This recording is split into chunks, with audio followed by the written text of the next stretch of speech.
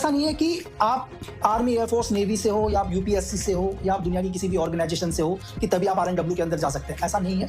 आरएनडब्ल्यू को लगता है कि यार एक लड़का है, उसको बहुत अच्छी नॉलेज है, उसको साइबर की बहुत अच्छी नॉलेज है, लेकिन वो किसी भी गवर्नमेंट डिपार्टमेंट से नहीं है। आरएनडब्ल्यू हो या दुनिया की कोई भी एजेंसी हो, फॉर एग्जांपल मैं आपको आरएनडब्ल्यू के साथ उदाहरण बता रहा हूँ। आरएनडब्ल्यू क्या होती है, उस आदमी के ऊपर पूरा वॉच करती है, उसकी पूरी बैक हिस्ट्री को जानती है, उसकी फैमिली हिस्ट्री को जानती है। आपका कोई भी पॉलिटिकल कनेक्शन नहीं होना चाहिए, आपका नहीं होना चाहिए, आपकी फैमिली का नहीं होना चाहिए, आपकी फैमिली की फैमिली का नहीं होना चाहिए, और आप एक देशभक्त होने चाहिए। आपकी अगर व्यक्तिगत कोई भी राय हो वो सिर्फ देश के लिए होनी चाहिए।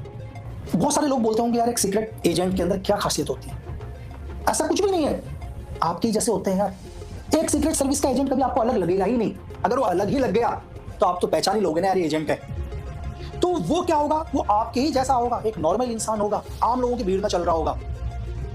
और उसके अंदर सबसे बड़ी खासियत क्या होती है एक एजेंट की, वो जिस डीएनए में जाएगा ना यार उसी डीएनए का हो जाएगा। कैसे? एक एजेंट है, अगर वो मजदूरों के साथ बैठा होगा ना यार, काम करने वाले, आपको लगेगा ये मजदूरी है करके, आप कभी बता ही नहीं पाओगे वो एजेंट है। अगर वो किसी साइंटिस्ट के साथ बैठा होगा ना, उसकी बॉडी लैंग्वेज, उसका बात करने का तरीका, आपको लगेगा यार कोई जीनियस ही है, इसका आईक्यू लेवल 140, 150, 160 का ही है। तो अगर वो किसी आर्मी पर्सन के साथ खड़ा होगा, उसकी बॉडी लैंग्वेज, उसके कपड़े पहनने का तरीका, आपको लगेगा यार कोई आर्मी पर्सन ही है। एक नॉर्मल अगर किसी पिक्चरों में काम कर रहा होगा, कोई कॉमेडी कर रहा होगा, कोई स्टेज पर शो कर रहा होगा, आपको लगेगा यार ये जीनियस आर्टिस्ट है। तो एक एजेंट को हर चीज पर महारत हासिल की जाती है, क्योंकि एक एजेंट अपने जीवन में क्या है, सिर्फ एक ही बार गलती करता है यार। अब आप बोलोगे क्यों? क्योंकि दोबारा गलती करने के लिए वो जीवित ही नहीं बचेगा। सीक्रेट सर्विस का काम करने का तरीका, उनके स्ट्रक्चर्स, हर आदमी को कंफ्यूज होता है कि भाई ये सीक्रेट सर्विस की दुनिया है क्या, कौन लोग हैं, कैसे काम करते हैं, किसको रिपोर्ट देते हैं। अगर आपने पुलिस फोर्स भी देखी हो, एक कांस्टेबल हेड कांस्टेबल को रिपोर्ट देता है, हेड कांस्टेबल एएसआई को, एएसआई एसआई को, एसआई इंस्पेक्टर को, इंस्पेक्टर डीएसपी को, डीएसपी एसपी को, SP DIG, IG then DG को। सेम सबका प्रोसीजर है, हर डिपार्टमेंट का प्रोसीजर है। लेकिन दुनिया की secret service, CIA, ISI, Mossad, R and W किसको रिपोर्ट देते हैं, कैसे होते हैं उनके एजेंट, ये काम कैसे करते हैं। तो मैं आपको उनके स्ट्रक्चर को समझाने की कोशिश करूंगा।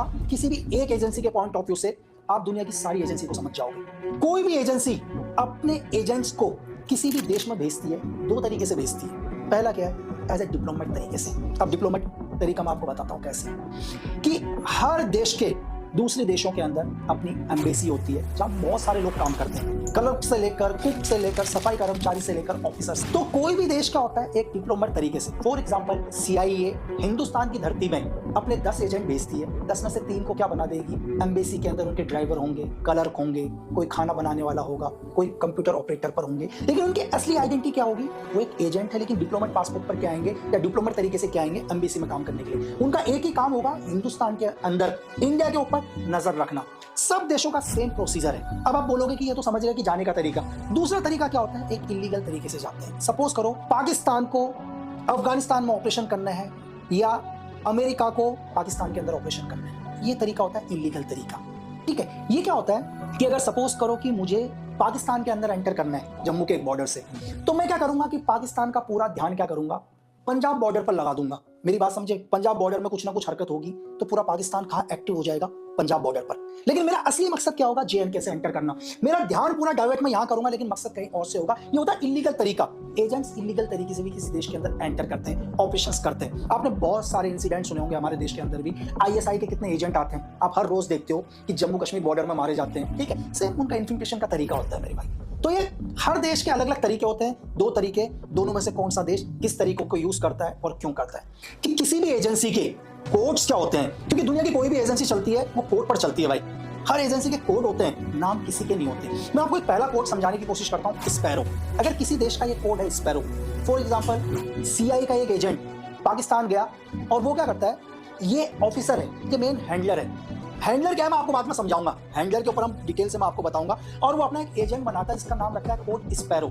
स्पैरो क्या होगा, पाकिस्तान का कोई नागरिक होगा यार, वहीं का कोई मूल निवासी होगा, उसका सिर्फ एक ही काम है अपने हैंडलर तक पाकिस्तान की इंफॉर्मेशन पहुंचाना। कोई जर्नलिस्ट भी हो सकता है, कोई बैंक में काम करने वाला कर्मचारी भी हो सकता है, ठीक है, एक आम नागरिक भी हो सकता है। उसका काम है छोटी छोटी इंफॉर्मेशन को अपने हैंडलर तक पहुंचाना। जो स्पैरो कोड होता है ये डायरेक्ट क्या होता है, एजेंसी से नहीं जुड़ा होता। सपोज पाकिस्तान का नागरिक है तो वो सीआईए से डायरेक्ट कनेक्ट नहीं होगा, उसका सिर्फ एक ही काम है, जो उसका हैंडलर है उस हैंडलर को इंफॉर्मेशन देना। ये सिर्फ इंफॉर्मेशन देगा, इसके अलावा कुछ भी नहीं। इंफॉर्मेशन के साथ ये हो सकता है कुछ एक डॉक्यूमेंट्स वगैरह भी पकड़ाए। इस कोड को हम बोलते हैं स्पैरो। सेकंड कोड के ऊपर हम आते हैं एसेट। आपने बहुत बार सुना होगा यार पिक्चरों में, एसेट, वो मेरा एसेट है, ये मेरा एसेट है। ये क्या होता है, ये जो भी एजेंट होते हैं ये उसी देश के होते हैं, इनका डायरेक्ट कनेक्शन नहीं होता हमारे देश के साथ या किसी दूसरे देश के साथ। इनका सिर्फ एक ही काम है, उस देश के अंदर वर्क करना। अगर ये पकड़े भी गए तो उस देश की गवर्नमेंट कभी कनेक्शन ही नहीं बता पाती कि ये स्पाई भी थे। तो किसी भी देश के लिए इनका क्या है कि अगर कोई भी सपोज करो कि हम लोगों का अभी एक एजेंट है पाकिस्तान के अंदर, या पाकिस्तान का एक एजेंट है इंडिया के अंदर, या हमारा एक एजेंट पाकिस्तान के अंदर पकड़ा जाता है जो पाकिस्तान का ही नागरिक है, जिसको एनओसी कोड दिया है नॉक, तो पाकिस्तान गवर्नमेंट कभी उसका डायरेक्ट कनेक्शन हमारी एजेंसी के साथ नहीं बता पाएगी। तो इस कोड का एक ही बेनिफिट है कि वो देश आपके देश के ऊपर कभी ब्लेम नहीं कर पाएगा। तो जिनको ये कोड दिया जाता है, जब भी ये लोग पकड़े जाते हैं, देश की गवर्नमेंट को इनके ऊपर शक हो जाए, तो जो भी हैंडलर होते हैं क्या होते हैं, इनके साथ कनेक्शन को तोड़ दिया जाता है। और क्योंकि डायरेक्ट नॉक तो हैंडलर को नहीं जानेगा, क्योंकि बीच का जो कट ऑफ काम कर रहा था, जैसे आप समझ गए, ये एक इंपॉर्टेंट कोड है ये भी। अब हम आते हैं कोड नंबर 7, हैंडलर। बहुत इंपॉर्टेंट कोड है, जैसे आपको समझ ही गए कि हैंडलर किसको मिला होगा।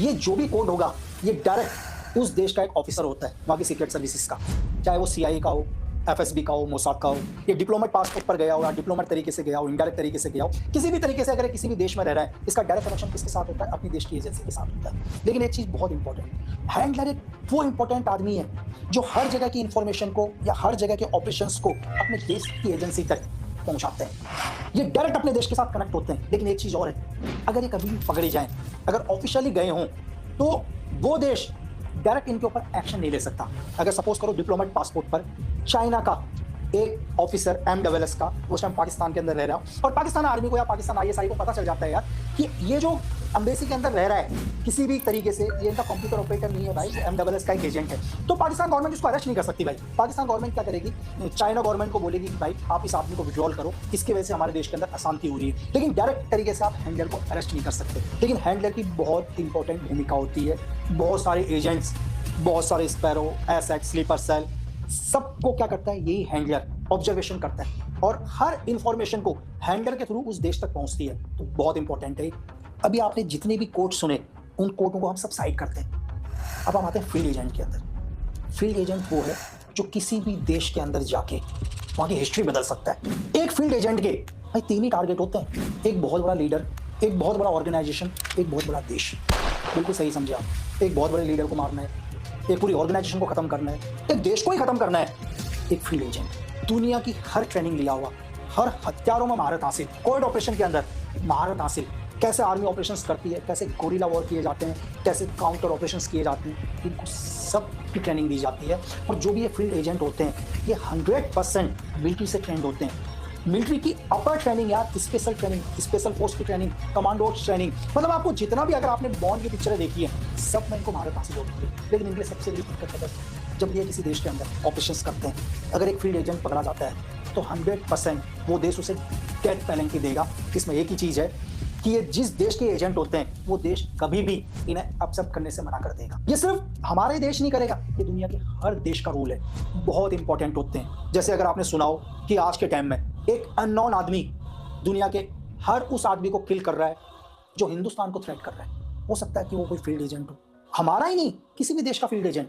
कि एक आतंकवादी जो होता है जरूरी नहीं है कि हिंदुस्तान को नुकसान पहुंचा रहा हो। एक आतंकवादी ने अमेरिका को भी नुकसान पहुंचाया, उनकी वर्ल्ड ट्रेड सेंटर गिरा दी भाई। एक आतंकवादी ने इजराइल को भी नुकसान पहुंचाया, उनके बहुत सारे लोगों को मारा, कभी उनके प्लेन हाईजैक किया, कभी उनके प्लेयर्स के ऊपर अटैक किया, कभी उनकी आर्मी के ऊपर अटैक किया। एक आतंकवादी का कोई धर्म नहीं होता। तो एक फील्ड एजेंट का काम है हर उस आदमी को खत्म करना दुनिया के उस कोने पर जाकर जो मानवता के लिए हानिकारक है। अब हम आते हैं एक ऐसे कोड के ऊपर जो आज तक शायद ही किसी ने सुना हो। बहुत कम लोग होंगे दुनिया में, मैं बोलता हूँ सिर्फ 1% लोग होंगे जिन्होंने इस कोड का नाम सुना हो, और इस कोड का नाम है घोस्ट। घोस्ट जिसको भी कोड मिल गया तो समझ लो कि वो किलर मशीन है। 007 आपने बॉन्ड सुना है ना, बॉन्ड से भी ऊपर। बॉन्ड को तो आप जानते हो, घोस्ट को तो आप दुनिया में कभी जान ही नहीं पाओगे कि घोस्ट कोड किसको मिला। कुछ एक कोड्स का नाम बताता हूँ जिनको आप समझने की कोशिश करोगे और आप समझ जाओगे कि ये एजेंट दुनिया के अंदर कितने खतरनाक होते हैं। घोस्ट का पहला कोड नो फेस, समझ गए, जिसको कभी किसी ने देखा ही नहीं यार, जिसका कभी चेहरा ही नहीं है। इसका सिर्फ एक ही काम है, दुनिया के अंदर जाना और हर उस दुश्मन को खत्म करना जो उसके लिए देश के हित के लिए सही नहीं है, चाहे किसी देश का प्राइम मिनिस्टर ही क्यों ना हो। दुनिया में नो फेस का चेहरा कोई देख ही नहीं पाएगा। घोस्ट का सेकंड कोड शैडो, परछाई, अंधेरे के अंदर जाके और सुबह अर्ली मॉर्निंग से पहले अपने दुश्मनों को खत्म करना। इसको महारत हासिल होती है अंधेरे में काम करने की। इसका एक और काम है शैडो का, 2 टास्क, या तो बहुत बड़े आदमी को सेव करना या बहुत बड़े आदमी को किलिंग करना। बहुत बड़े आदमी को सेव कैसे करना। आप कोशिश करना, अगर शैडो आपकी हिफाजत कर रहा है तो जीवन में आपसे जितना दूर रहेगा आप उतने सेफ हो। तो ये समझ लो कि शैडो आपसे दूर है तो आपका एनिमी आपसे दूर है। शैडो जैसे जैसे नजदीक आएगा तो इसका मतलब आपका एनिमी आपके नजदीक पहुंच रहा है। तो तब तक आप जीवन में सेफ हो जब तक आपका शैडो आपसे दूर है। घोस्ट का कोड ब्लैक आइस, काली बर्फ, बिल्कुल सही समझे आप। दुश्मन को खत्म करना, एविडेंस भी नहीं छोड़ना। ब्लैक आइस क्यों पता है? बर्फ का चाकू, अगर किसी को मार दोगे तो निशान तो अपने आप ही खत्म हो जाएगा ना यार। तो इसका एक ही काम है, जब भी ये अपने एनिमी को खत्म करता है कभी कोई एविडेंस नहीं छोड़ता। और दूसरी चीज, हमेशा इसके पास एक गवर्नमेंट का बैकअप होता है। ये दुनिया के जिस भी गवर्नमेंट का कोड होगा तो इसके पास बैकअप 100% होता है, क्योंकि इसका जो टारगेट होता है वो बहुत बड़ा होता है यार। विंड मेकर, समझ गए आप, बिल्कुल नाम से समझ में आ रहा होगा आपको। किसी भी ऑपरेशन के बाद कुछ वक्त के लिए गायब हो जाना। बिल्कुल, एक टारगेट खत्म किया, कुछ टाइम तक अंडरग्राउंड हो गए। लेकिन एजेंसी के बहुत कम ही लोग इसको जानते हैं यार। अगर सपोज करो कि सीआई का कोई कोड विंड मेकर है तो ऐसा नहीं है कि पूरे सीआई को पता होगा।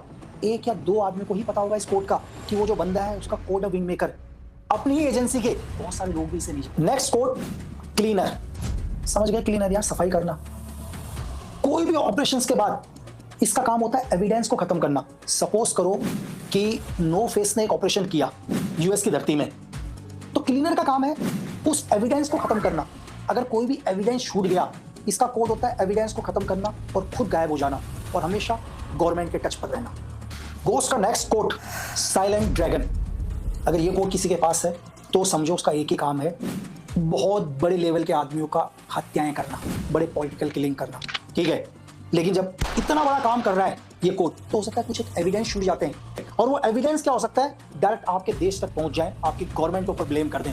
तो जैसे मैंने आपको बताया कि क्लीनर का काम था उन एविडेंस को खत्म करना। और साइलेंट ड्रैगन के बारे में और छोटी सी चीज, आपने सुना है कि इस देश में बहुत बारी अलग अलग बातें उड़ती हैं। कुछ लोग कहते हैं यार कि हमारे देश के जो सबसे बड़े साइंटिस्ट थे होमी बाबा, वो एक प्लेन क्रैश में मारे गए। कुछ लोग बोलते हैं नहीं भाई ब्लास्ट हुआ था, कुछ लोग बोलते हैं फ्यूल टैंक पर ब्लास्ट हुआ था, कुछ लोग बोलते हैं मिसाइल से अटैक हुआ था, कुछ बोलते हैं कि नहीं एक नेचुरल डेथ थी। तो मैं बोलता हूं कि जिसने भी ये किया वो सीआईए का कौन था? Silent dragon. बड़े बड़े पॉलिटिकल लीडर्स को खत्म करना। आज भी हमारे प्राइम मिनिस्टर लाल बहादुर शास्त्री की डेथ को क्या है? एक मिस्ट्री माना जाता है। सेम ये काम क्या है? साइलेंट ड्रैगन का। लेकिन एविडेंस को कौन खत्म करेगा? Code cleaner. Next code night stalker, ghost का वो कोड। इसका काम नहीं है क्लीन करना, इसका काम है सिर्फ नजर रखना हाईली टारगेट के ऊपर। ये नॉर्मल चीजों पर नजर नहीं रखेगा यार, ये बहुत हाईली प्रोफाइल टारगेट के ऊपर। फॉर एग्जांपल के लिए पाकिस्तान के अंदर हाईली प्रोफाइल टारगेट कौन है इस time? Maulana Masood Azhar, Hafiz Saeed, ISI chief, prime minister of Pakistan, chief of army staff Pakistan. तो उनके ऊपर अगर जो भी नजर रख रहा होगा कंटिन्यू, तो सेम कोड। डायरेक्ट किसके साथ टच में होता है? अपनी देश की सीक्रेट सर्विस के साथ टच में होता है। और ये जितने भी कोड मैंने आपको घोस्ट के बताए, लेकिन 99.9% ये कभी पकड़े नहीं जाते। और इन कोडों के अंदर मैं आपको एक चीज और बताऊं, ये इतने सीक्रेट कोड होते हैं कि जैसे आपको मैंने नो फेस बताया था, नो फेस क्या होगा? हजारों हत्याएं करने के बाद, कई मिशंस करने के बाद आपके देश के अंदर एक आम नागरिक के तौर पर रह रहा होगा। एक आम इंसान तो बहुत दूर की बात है, इस देश के prime minister, home minister, defence minister भी इस कोड को नहीं जानते होंगे यार। आप समझ सकते हैं कि पूरी दुनिया में तबाही मचाने के बाद एक आदमी आप ही के बीच में रह रहा होगा। तो नो फेस हो सकता है, शैडो हो सकता है, साइलेंट ड्रैगन हो सकता है, जिनके बारे में दुनिया कभी नहीं जानती। ये सिर्फ इतिहास के पन्नों में दर्ज हो जाते हैं, और वो इतिहास के पन्ने कभी पढ़े भी नहीं जाते, क्योंकि वो किताब एक सीक्रेट सर्विसेज की किताब होती है। जिसका नाम ही सीक्रेट सर्विसेज की किताब हो तो कभी बाहर ही नहीं निकलती। तो आपको ये लग रहा होगा कि यार मैं आज के वीडियो में ये सब कुछ आपको क्यों बता रहा हूँ, क्यों मैंने आपको महाभारत से लेकर आज की सीक्रेट सर्विस नो फेस तक बताया?